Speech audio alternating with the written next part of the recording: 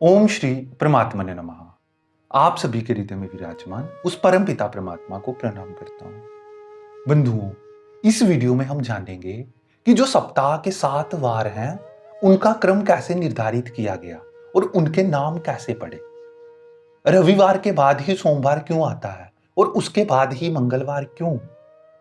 गुरुवार के बाद ही शुक्रवार क्यों आता है? ऐसा तो कभी नहीं हुआ कि सोमवार के बाद बुधवार आ गया हो या बुधवार के बाद शनिवार आ गया हो। ये ऐसे ही क्रम क्यों चलता है? अब देखिए, हमारे एक सप्ताह में 7 वार हैं, तो अंग्रेजों ने हमारी नकल की और उन्होंने भी एक वीक बना दिया 7 डेज का। हमारा रविवार था, रविवार माने सूर्य का वार, तो उन्होंने इसको संडे बना दिया। फिर उसके बाद हमारा सोमवार आता है, माने चंद्र का वार आता है, तो उन्होंने इसको मून के साथ माने मंडे बना दिया। हमारा जो शनिवार आता था, शनि मतलब सैटर्न कहते हैं उस प्लैनेट को अंग्रेजी में, तो उन्होंने सैटरडे बना दिया। माने हमारी ही नकल करके उन्होंने ये सब कुछ किया, लेकिन उन्हें इसके विज्ञान का पता नहीं है। परंतु हम जो भी कार्य करते हैं उसमें पूर्णतः विज्ञान होता है। समस्या ये है कि हमने अपने ग्रंथों का अध्ययन किया नहीं है, तो हमें पता नहीं है। अंग्रेजों वाला हम सब पढ़ते हैं तो हम उसको सही मान लेते हैं। अंग्रेजों ने हमारी जितनी नकल की है ना, उस नकल को जो सबसे ज्यादा पढ़ते हैं ना, वही लोगों का दिमाग सबसे ज्यादा खराब होता है और वही सबसे ज्यादा अपने आप को ज्ञानी समझते हैं और उन्हें ही हमारे शास्त्रों में अंधविश्वास नजर आता है। चलिए हम बात करते हैं अपने वारों की। तो सबसे पहले हम जान लेते हैं कि ये कैसे इनका क्रम कैसे निर्धारित किया गया। तो जो एक दिन होता है ना, उसको हम कहते हैं अहोरात्र।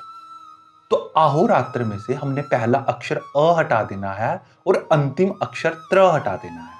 तो जो बीच के 2 अक्षर है ना, होरा, वो लेने हैं। तो अब क्या होता है, एक दिन में 24 होरा होती हैं, जिसको अंग्रेजों ने बाद में आवर बनाया। तो 24 होरा एक दिन में होती है और एक एक होरा का अधिपति होता है एक एक ग्रह।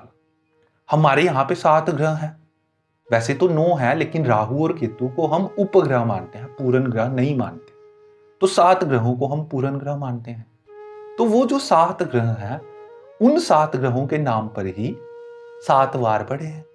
वो सभी एक एक होरा के अधिपति रहते हैं। तो सबसे पहली होरा जिस ग्रह की पड़ती है जिस दिन, वो दिन उसी ग्रह के नाम से जाना जाता है। तो वो कैसे होती है उसको हम जान लेते हैं। तो सबसे पहले हम सूची बनाएंगे ग्रहों की। तो जो ग्रह पृथ्वी से जितनी ज्यादा दूरी पे है ना, उसको सबसे पहले लिखेंगे, और जो सबसे कम दूरी पे है उसको सबसे अंत में लिखेंगे। तो पृथ्वी से सबसे ज्यादा दूरी पे जितने ग्रह हैं वो हम सारी सूची बना लेते हैं। लेकिन यहां पे हमने एक छोटा सा काम करना है, और वो ये करना है कि जहां पे पृथ्वी है ना, हम जो सोलर सिस्टम में देखते हैं, तो जहां पे अर्थ है ना, वहां पे हमने सूर्य कर देना है, और जहां पे सूर्य है वहां पे हमने पृथ्वी कर देनी है। बस इतना सा हमने काम करना है। तो पृथ्वी से सबसे दूरी पे जो ग्रह है हमारे ग्रहों के अनुसार, वो है शनि माने सैटर्न, सबसे ज्यादा दूरी पे। तो सबसे पहले सैटर्न। उसके बाद जो उससे कम दूरी पे है वो है जुपिटर माने गुरु। तो गुरु का नाम दूसरे पे लिखेंगे। उसके बाद जो कम दूरी पे है वो है मंगल माने मार्स। तो तीसरा मंगल आएगा। उसके बाद अर्थ। तो अर्थ के स्थान पे हमने यहां पे सूर्य लिखना है। तो सूर्य के बाद फिर वीनस आएगा, शुक्र। उसके बाद बुध आएगा, मरकरी। उसके बाद फिर हम लिखेंगे चंद्र। तो ये हमारे 7 ग्रहों की एक सूची तैयार हो गई। अब मान लीजिए कि जो सबसे पहला वार था वो रविवार था, क्योंकि सूर्य से ही सबकी उत्पत्ति हुई है। सृष्टि में सबसे पहले सूर्य का ही जन्म हुआ। तो सूर्यवार को माने रविवार को ही हम सबसे पहला वार मानेंगे। तो माने रविवार को जो सबसे पहली होरा पड़ी थी वो किसकी पड़ी थी? वो पड़ी थी सूर्य की। तो एक दिन में 24 होरा होती है। तो उसके बाद दूसरी होरा किसकी पड़ेगी? दूसरी होरा पड़ेगी सूर्य के बाद। कौन सा हमने नाम लिखा? वो लिखा हमने शुक्र। तो दूसरी होरा शुक्र की, तीसरी होरा बुध की, चौथी होरा चंद्र की। पांचवी होरा कौन सी पड़ेगी? शनि। छठी होरा गुरु। सातवीं होरा किसकी पड़ेगी? वो पड़ेगी मंगल की। अब फिर आठवीं होरा सूर्य की।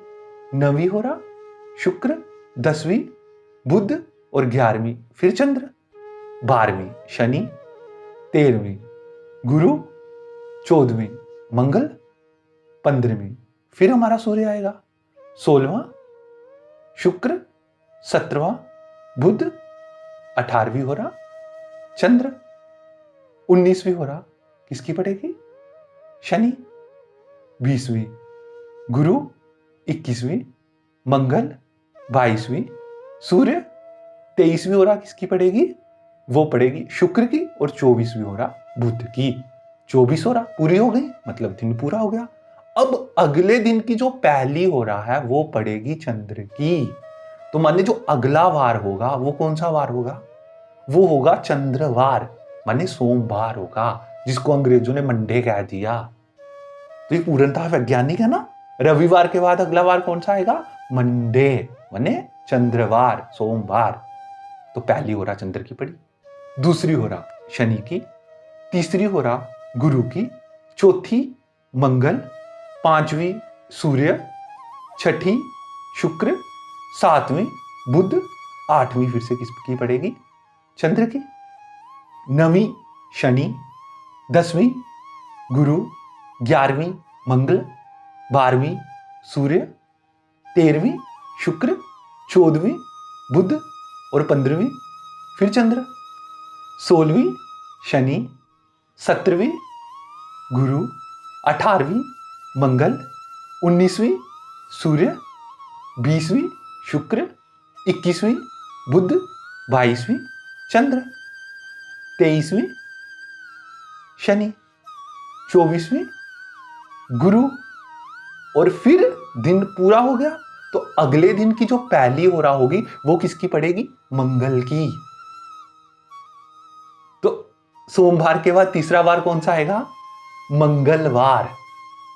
तो मंगल की पहली होरा पड़ी, दूसरी होरा सूर्य की, तीसरी शुक्र, चौथी बुध, पांचवी चंद्र, छठी शनि, सातवीं गुरु, आठवीं मंगल, नवीं सूर्य, 10वीं शुक्र, 11वीं बुध और 12वीं चंद्र, 13वीं शनि, 14वीं गुरु, 15वीं मंगल, 16वीं सूर्य, 17वीं शुक्र, 18वीं बुध, 19वीं चंद्र, 20वीं होरा किसकी पड़ेगी? शनि की, 21वीं गुरु, 22वीं मंगल, 23वीं सूर्य और 24वीं शुक्र। और फिर दिन पूरा हो गया। अगले दिन की जो पहली होरा पड़ेगी वो पड़ेगी बुध की। तो मंगलवार के बाद अगला वार कौन सा आएगा? बुधवार आएगा। फिर आप ऐसे ही चलते चलिए। बुध के बाद दूसरी होरा किसकी पड़ेगी?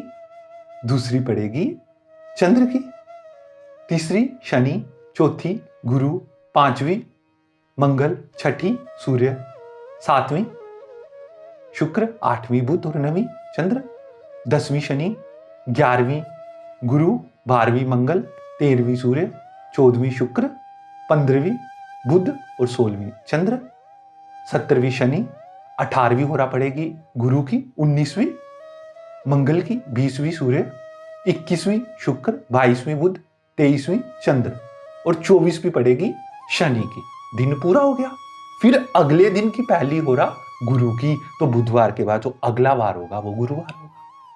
ऐसे ही अगर हम चलते चलें तो फिर 24वीं होरा जहां पे समाप्त होगी उसके बाद जो पहली होरा होगी वो किसकी पड़ेगी? शुक्र की पड़ेगी।